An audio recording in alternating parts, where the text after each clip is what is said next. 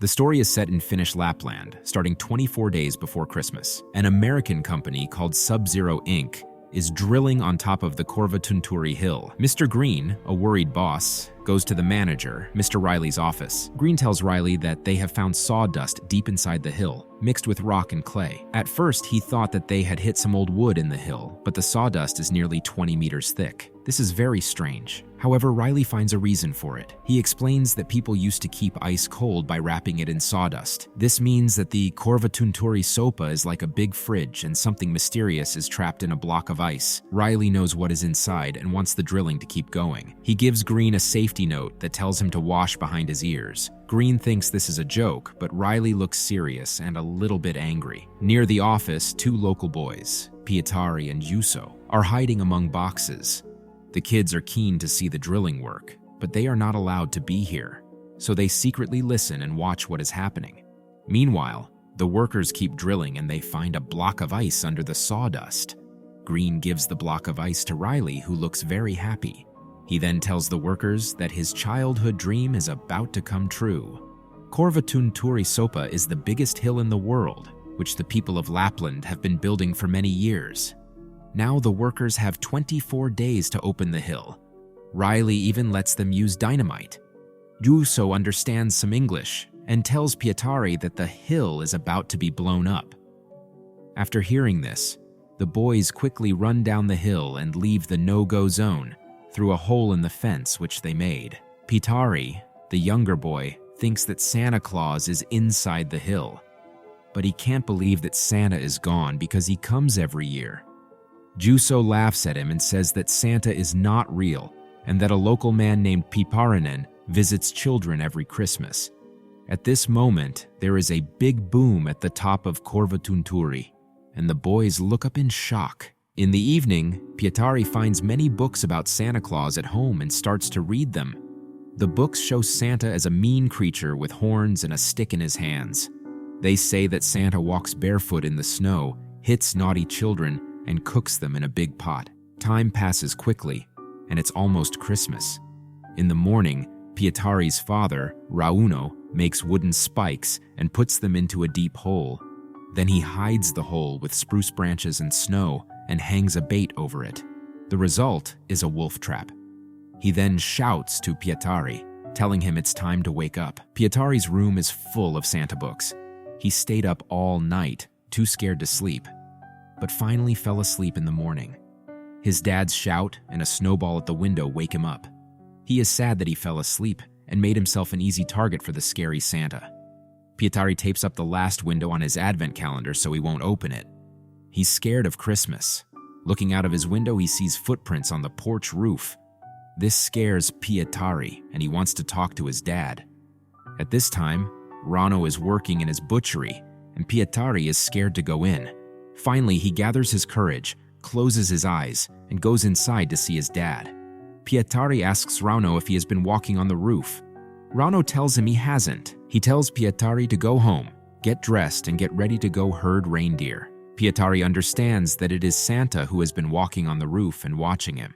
Soon the family leaves to meet the other reindeer herders. Rauno gives Pietari a loaded gun for the first time and walks towards the pen. Juuso is also there. Pietari tells Juuso that Santa Claus was outside his window at night, but Juuso teases him.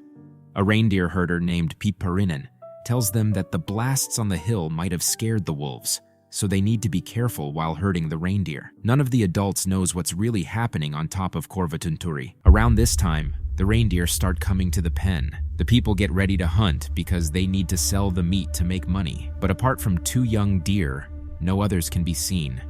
Rauno understands that something has happened to the herd. He, Piparinen, Juuso, and Pietari ride their snowmobiles to look for the reindeer. Near the fence around Korvatunturi, they find the herd all dead. A man named Aimo, who is also a reindeer herder and Juuso's father, is waiting for them at the fence.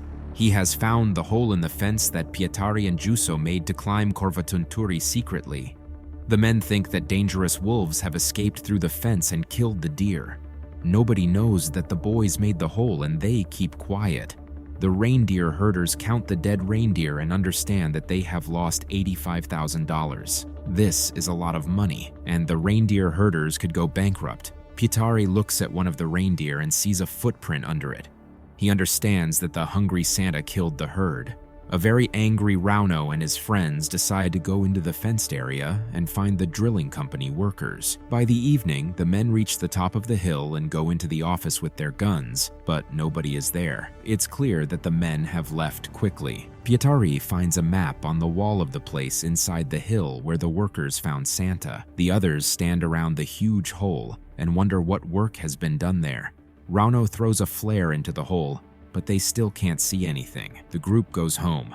A disappointed Rauno decides to cook meat for Christmas, and Pietari seals the last window in his advent calendar with a stapler. Juuso, who is sitting at his house, doesn't understand why his friend is so worried. Pietari dresses in a hockey uniform to guard himself from the scary Santa Claus. He shows Juuso pictures from the books which depict Santa as a devil. Pietari then shows the diagram he took from the office at the mountain. From the books, he learns that long ago, the people of Lapland got tired of the terrible Santa. They tricked him onto thin ice that broke under him. When the lake froze, Santa was trapped in the ice. They then pulled out this huge chunk of ice and buried it under a big pile of rocks, forming the Korvatunturi mountain. Juuso laughs at this story, but Pietari understands the danger and wants to tell his dad that they made the hole in the fence.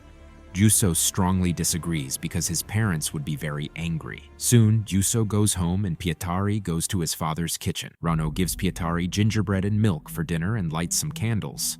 But Rauno is not in a festive mood. Pietari says the gingerbread tastes just like his mom's. The memory of his mother, who passed away a few years ago, saddens Rauno. Pietari asks if he has been a good boy and if his father would miss him if he disappeared. Rauno tells him to go to bed. He then wishes Pietari a Merry Christmas and wipes away a tear. That night, Pietari plans to stay awake. He sits by the window and holds a bunch of keys in his hand. If he falls asleep, the keys will fall and make a loud noise, waking him up. But the keys fall, and he falls asleep. Something happens at Korvatunturi. The foreman, Green, radios the manager and asks for a helicopter to evacuate them. The thing they dug out from the mountain turned out to be alive and scared everyone. But the manager, Riley, who had left earlier, says it's not a problem and demands that the thing be given to him. While they're talking, someone shows up at the mountain and kills all the workers.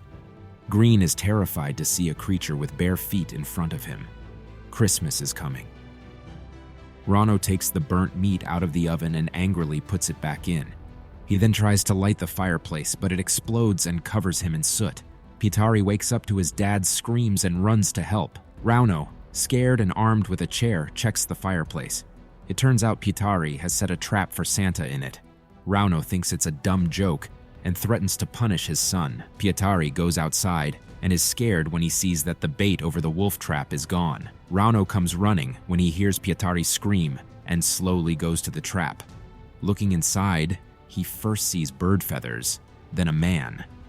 The man scares Pietari and pulls him away. Rauno tries to act like everything is normal and doesn't let his son look in the hole. They go back to the house. Pietari has breakfast and wants to go back to the trap, but Rauno tells him to relax. Soon, Piparinen, dressed as Santa Claus, arrives to wish Pietari a Merry Christmas. But Rauno meets him outside and asks for his help. Pietari hears the adults talking and decides to follow them. The men bring their cargo to the slaughterhouse and place it on the table. It turns out to be a worn-out, bearded, elderly man.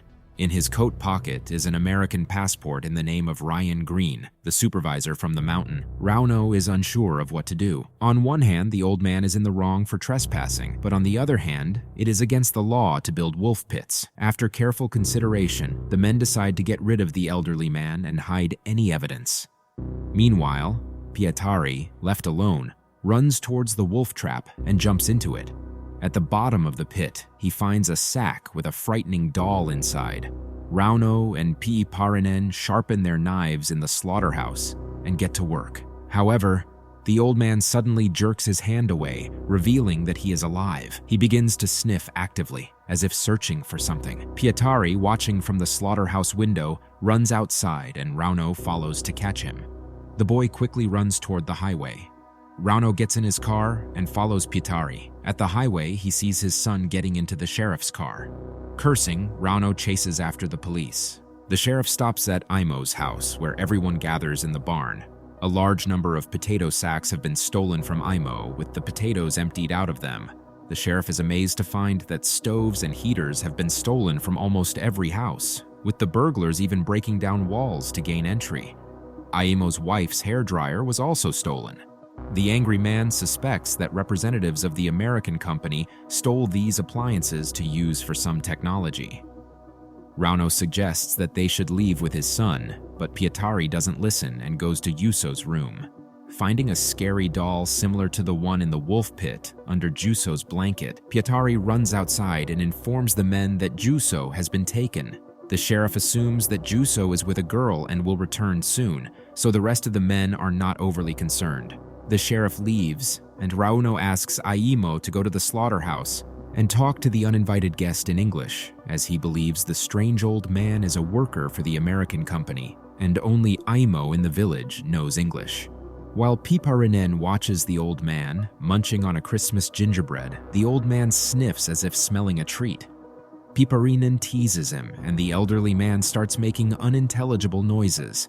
When Piparinen leans closer, the old man attacks him violently. Rauno, Pietari, and Imo arrive at the slaughterhouse. A frightened Piparinen meets them at the doorstep, holding a handkerchief to his bitten ear. Pietari goes inside, and the men examine Piparinen's wound. The injured man suggests that they shouldn't enter the slaughterhouse at all because the intruder doesn't behave like a human being. However, the friends don't listen and still go inside. The naked old man, hunched over, sits in a corner and looks menacing. The friends attribute his strangeness to the fact that he is a foreigner.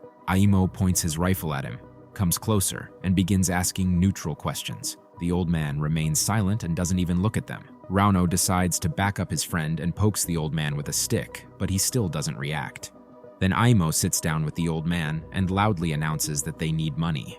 At home, Pietari calls the parents of all his friends, only to find out that none of the children have been home all day. Concerned about the children's disappearance from the village, Pietari heads back to the slaughterhouse. The old man is questioned using a broom, but he remains indifferent. Imo believes that the guest is pretending to be deaf to gain pity and escape, but the men plan to hold him hostage until the American company pays a ransom for him. Suddenly, there's a knock at the door, and Pietari wants to talk to his father. Smelling the boy's scent, the old man turns towards the door. Rauno rushes to the threshold. Pietari brings a twig and asks his father to punish him for being a disobedient child, especially because he and Juuso made a hole in the fence next to the mountain. Pietari explains that Santa took all the children away for being naughty. The adults finally believe Pietari and realize that this evil Santa Claus has been dug out of Korvatunturi mountain. The old man prepares to attack Pietari, but the men aim their guns at him and decide to tie him up. They succeed, and now the old man is disarmed as the group keeps an eye on him, munching on Christmas gingerbread. Suddenly, a radio starts playing from the jacket the old man stole from Foreman Green on the mountain. It's Riley's manager checking in, still unaware of what has happened on top of Korvatunturi and thinking his workers are all right. Riley relayed the imminent arrival of a helicopter to the mountain, scheduled to land within half an hour.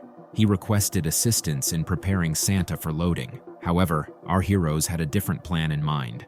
They informed Riley that they were fully prepared to escort Santa themselves and intended to sell him on the mountain. Dressing the old man in the Santa Claus outfit he arrived in earlier that morning, they placed him inside a cage and transported him to Korvatunturi. Throughout the journey, the old man observed Pietari with a predatory gaze. Meanwhile, the adults contemplated the price they would demand for Santa's sale, as they needed at least $85,000 to clear their reindeer debt. Upon reaching the mountain, the group disembarked from the car. Imo spotted his wife's hairdryer on the ground, perplexed by its presence. Before he could ponder further, a helicopter appeared, with Mr. Riley disembarking. Due to Imo's limited English proficiency, Riley was clueless about the whereabouts of his men and the reason why armed Finns demanded $85,000 from him. To clarify the situation, the friends presented the cage containing the old man dressed as Santa. Riley examined him with curiosity, touching his beard. While the adults were preoccupied, Pietari discreetly left the car and stealthily made his way to a large hangar. Inside the cage, the old man lifted his head and locked eyes with Riley. To everyone's surprise, his eyes began to glow ominously. In response, Riley instinctively requested the Finns to lower their weapons and put on their broadest smiles. As it turned out, the caged old man was not Santa, but one of his elves. Suddenly, the lights on the mountain extinguished, and the helicopter pilot vanished amid screams. Riley announced that Santa would now be seeking out the naughtiest. In response, the friends armed themselves and found they were encircled by eerie, naked old men, Christmas elves. Readying themselves to defend their master, the elves swiftly dispatched Riley and approached the rest of the men. Meanwhile, Rauno noticed Pietari's absence, and while fending off the elves, the men rushed into the hangar to find him. As they sealed the doors behind them, they were met with a chilling sight. In the center of the hangar, encased in a block of ice, sat a colossal creature with horns, Santa Claus himself. The resourceful elves had stolen stoves and heaters from the villagers, placing them around the master's lair to melt the ice. Soon the ice would thaw, freeing the fearsome monster. Numerous bags scattered near the ice emitted children's voices, signaling that the elves had gathered the children for Santa to punish upon awakening. Among the captured children was Giuso. Upon hearing his father's voice, Giuso bursts into tears, desperately pleading to be rescued. Simultaneously, the menacing elves intensify their efforts to break down the hangar door from the outside. Piiparinen and Rauno act swiftly, switching off the stoves and heaters while using them to barricade the entrance. In the midst of the chaos, Aimo eventually finds Giuso and embraces him tightly. The ice block containing Santa begins to crack ominously, yet the formidable figure remains trapped inside. But amidst it all, Pietari remains remarkably composed and formulates a rescue plan. Surveying the hangar, Pietari spots a hole in the roof and attempts to call out to everyone, but his voice is drowned out by the commotion. In a bold move, Pietari fires a shotgun, silencing everyone and grabbing their attention. The boy proposes that the elves won't leave the hangar as long as the children are present, but Santa must be neutralized. The hangar houses dynamite, and that could be their solution. United by Pietari's ingenious plan, Piiparinen, who has the skills to fly a helicopter, ventures outside the hangar with bundles of gingerbread. He cleverly distracts the elves by luring them with the treats. While they indulge greedily, Piiparinen makes his way to the helicopter, takes off, and establishes communication with Pietari via the radio discovered inside the hangar. The children are gathered and placed in a cargo net, which is hooked onto the helicopter through a hole in the hangar's roof. Pietari holds onto the net, ensuring the children remain together as part of their strategy. Meanwhile, Rauno and Aimo stay within the hangar to play their roles in the plan. With admiration and astonishment, Rauno and Aimo observe Pietari piloting the helicopter away, leading them through this daring mission. They can hardly believe that a young boy is orchestrating their actions. As the helicopter takes off with the children, Pietari instructs Piiparinen to hover over the forest, enticing the elves to follow their trail. The hope is that the villains will detect the absence of the children and pursue them through the woods. The next step involves using the children as bait to lure the elves into an empty deer pen where they can be trapped. Inside the hangar, Aimo and Rauno meticulously drill holes around Santa's ice block and place dynamite within them, preparing to neutralize the malevolent entity threatening their world. Having admired their creation, the men decide to reward themselves with a Christmas present. Armed with a chainsaw, they skillfully remove the horns from the monster, intending to keep them as souvenirs that might fetch a profitable price in the future. Meanwhile, the helicopter approaches the reindeer pen, where the impending arrival of the elves poses a challenge. The enclosure gates are closed, and Pietari is faced with a difficult decision. To prevent any alterations to the plan, he bravely chooses to descend into the pen and open the gate himself, despite the danger the elves may pose. As Piiparinen can't land the helicopter with the netting in place, Pietari selflessly decides to face the elves alone. He activates the electrified fence to keep them contained and accepts that his actions might lead to sacrifice. Aimo and Rauno drive away from the hangar containing Santa, And once they reach a safe distance, Rauno triggers the detonator remotely, causing a massive explosion that annihilates the hangar and the horned monster. Meanwhile, in the pen, Pietari finds the elves hesitating instead of attacking him, realizing that Santa's destruction means they are out of a job. Pietari's plan has succeeded without harm to anyone except the villains. He instructs Piiparinen to return the children home, happy that his plan worked as intended. At dawn, the three friends and Juuso arrive at the reindeer pen, where Pietari awaits them. He has captured and counted 198 elves, suggesting that they could be sold as Santa Clauses for considerable profit. Rauno proposes a price of $85,000 for each Santa, and with quick calculations, the total profit amounts to approximately $17 million. Overwhelmed with emotion, Rauno embraces his son, celebrating their success and admiring the sunrise from behind the mountains. The holidays end, and the next year comes. There are 312 days left until Christmas. The friends gather the humble elves and make them take showers and bathe. 76 days before Christmas, the elves are taught how to hold children, pat them on the head, and give them presents. Everyone takes part in the training. Rauno hugs Pietari and shows the old men how to handle the baby properly. Aimo makes sure they behave well and puts special caps on the heads of the most successful students. It's a tradition for future Santa Clauses. 24 days before Christmas, the friends put the newly trained Santas in boxes and get ready to sell them to different countries. Piiparinen now has a cargo plane and is preparing to take off with the Santas on board.